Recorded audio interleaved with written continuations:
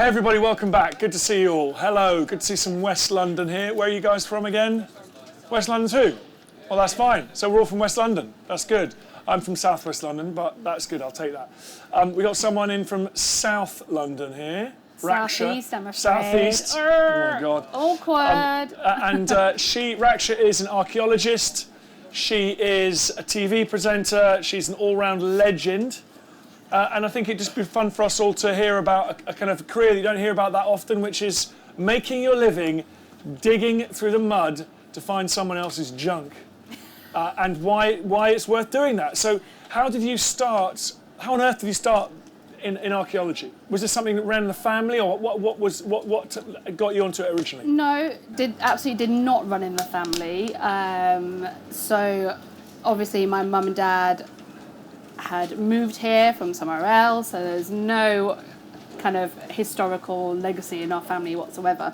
I was just like absolutely obsessed with it and with history, and I just really wanted to do it from a young age. And I was kind of looking at my photos quite recently and was quite shocked that at age 3 I had adopted the digging pose next to my mum and dad's shed, digging in the dirt with a garden trowel in my knickers and vest. Really? Yeah. So from age 3? I think, yeah. So I must have known then that I wanted to do archaeology. It's quite weird.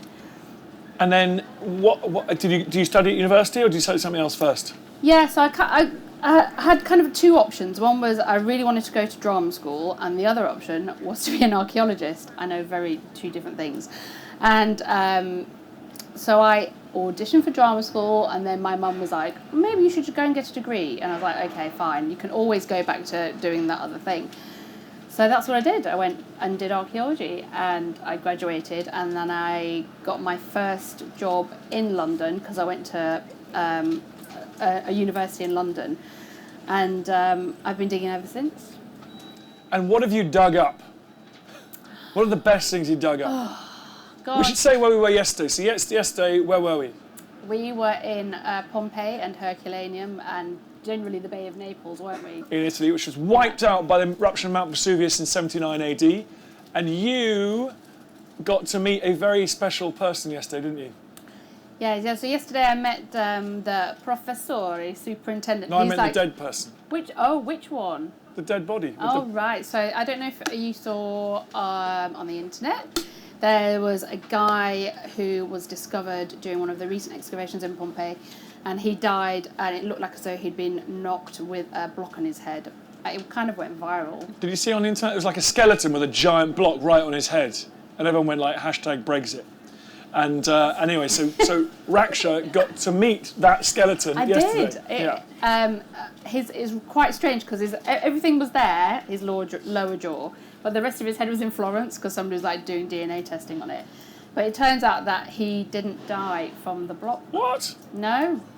So the giant block on his head was after he was already dead? Completely after. And they don't know when that fell in, so maybe, after the building started falling down. But, yeah. And Raksha, we were in Herculaneum, and we found out that 500 degrees centigrade pyroclastic surge of hot ash came down the banks of Vesuvius, down the slopes, entered Herculaneum, and immediately, how long did it take to kill everyone? A second. And what did they die of? Thermal, in Herculaneum, they died by being vaporised by the heat, and their brains exploded.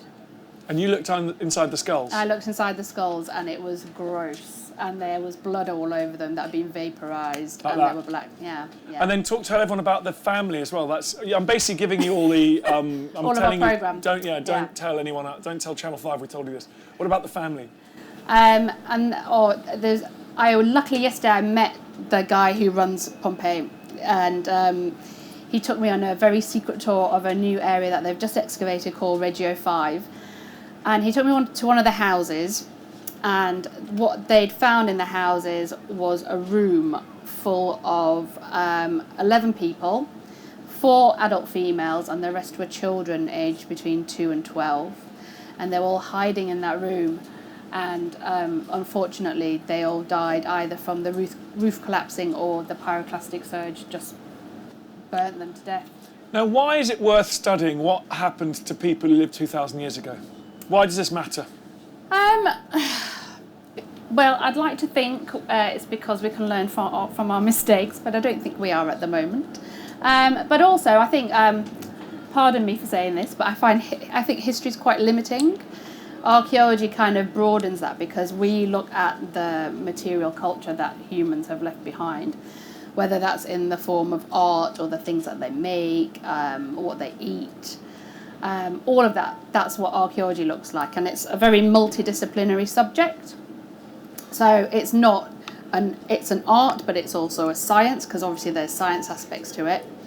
And that's what we do. I think that we fill the gaps, that because history is written by the winners, isn't it? The winners and the survivors, I would say. So it's like trying to put the meat on the bones and give a bit more information. And when you are looking at a site and you're seeing how it's like a moment frozen in time, like that site in Pompeii that you were in yesterday, what strikes you? Do we have a lot in common with people in the past? Do you think their experience is similar to ours, or do you feel that they were just living in a completely different world? No, the similarities are just amazing, and you would think that you wouldn't have anything in common with anybody who lived 2,000 years ago, but actually they were just doing the same things.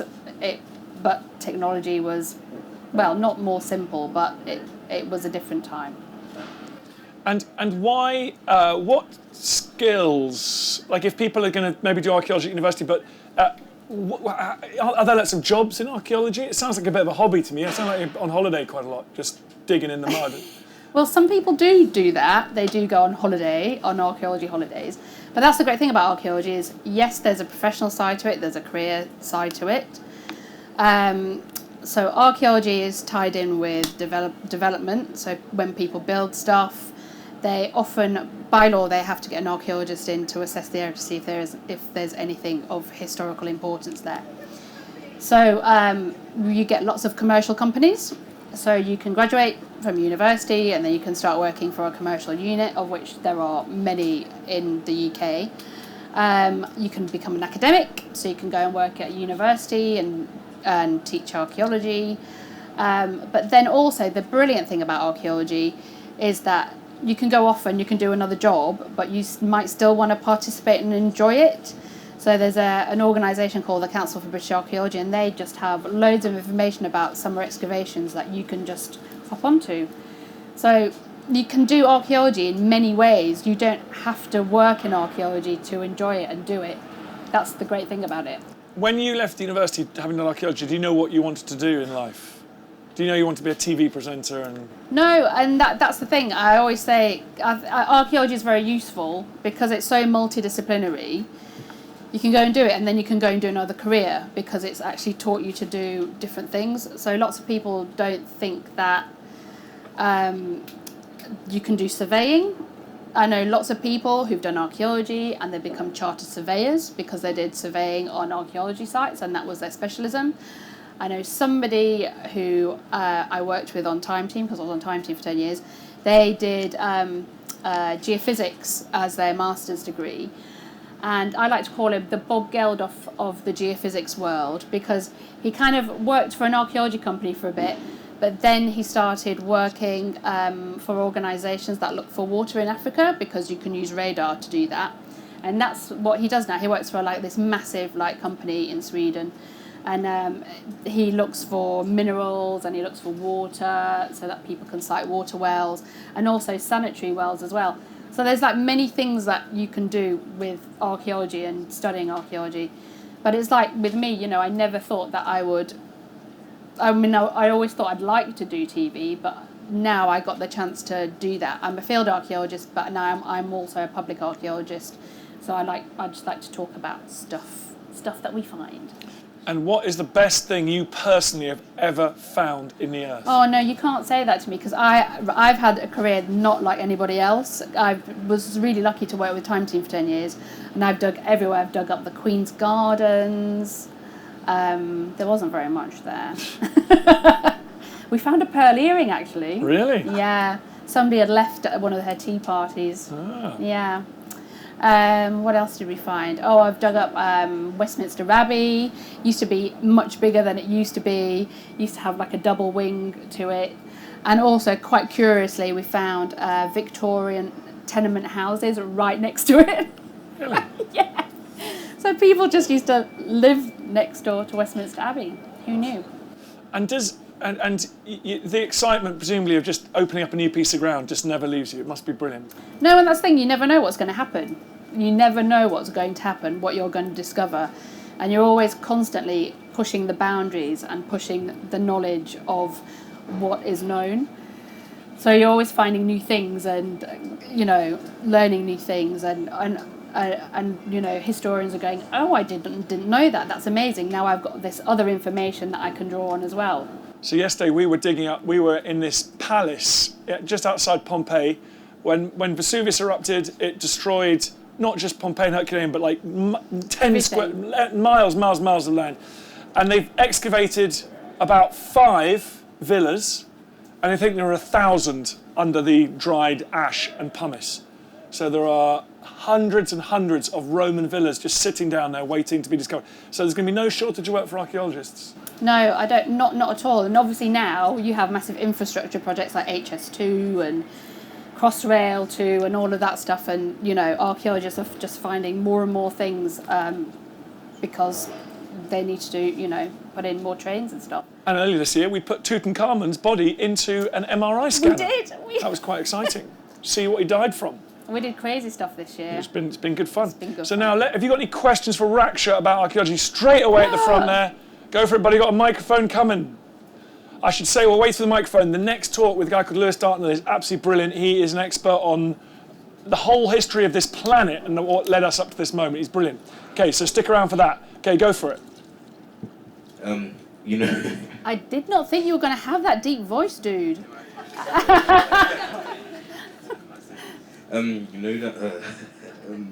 That you talk now, like on the TV and stuff.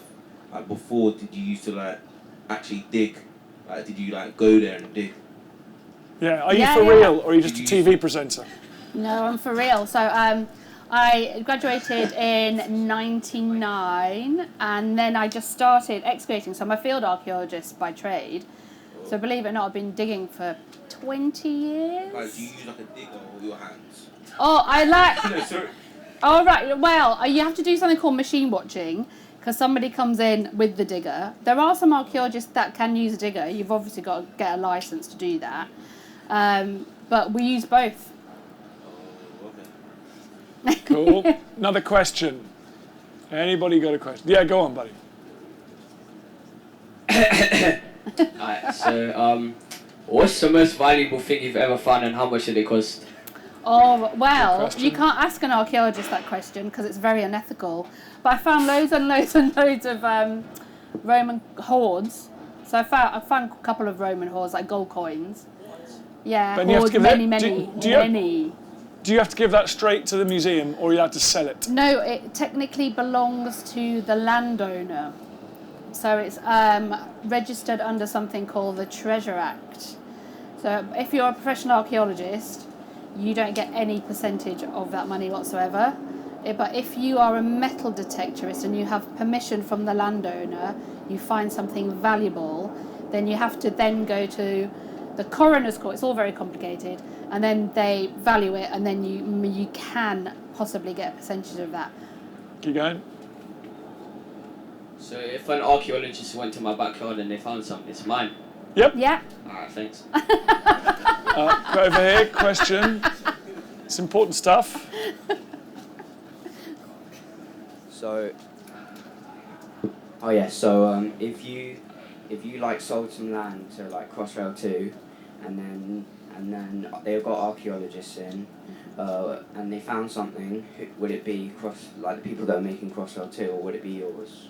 It's the people that's making Crossrail. So they have like the overall, they have the overview, but they have to, by law, they have to deposit it into an archive, which is normally the local museum or the company. They know where to deposit it. So and then you have to record everything, so it's not lost forever. Everything is archived and for future generations, so they can go and find out more about that site in particular. The best thing I ever witnessed in an archaeological site, one of the best things was a Spitfire which fell into a bog in Derry. The other one was a Viking who'd been hacked to pieces and his penis had been chopped off. And when he was buried, they put him back together and they put a boar's tusk where his penis had been, so that he would have all of his business in the afterlife, so he could still have fun. Go. How do you get paid? What do you mean, how do I get paid? Like normal people. And who do you work? Yeah, who good do you question. work for? Good question. Who do I work for now? I but work as for a- myself. Yeah, but as a professional Oh, but archaeologist. as a professional, well, you like normal people, you work for an organisation, they pay you every month. It's quite boring. That's the way it is. That's the way it is. Yeah. So it's not like Indiana Jones. Okay, No. one more, then we're good to go. We've got Lewis Dartnell coming up. So, you know, an archaeologist, like, find something. Ooh. How often do they find something? Yeah. Oh, As in, every like, day. Every day. No, like something useful, worth. It's all about the money with you, isn't it? Wow. I don't know. It depends. Some people can be very lucky. They can find something really important. Might not necessarily be, you know, treasure, money, valuable. A lot of the time it isn't. It's just mind-blowing information. Interesting. Like the Yes. man with the block on his head in Pompeii. Yeah. All right, That guys. went Well, viral. thank you very much to Raksha. That was fantastic. Thank you.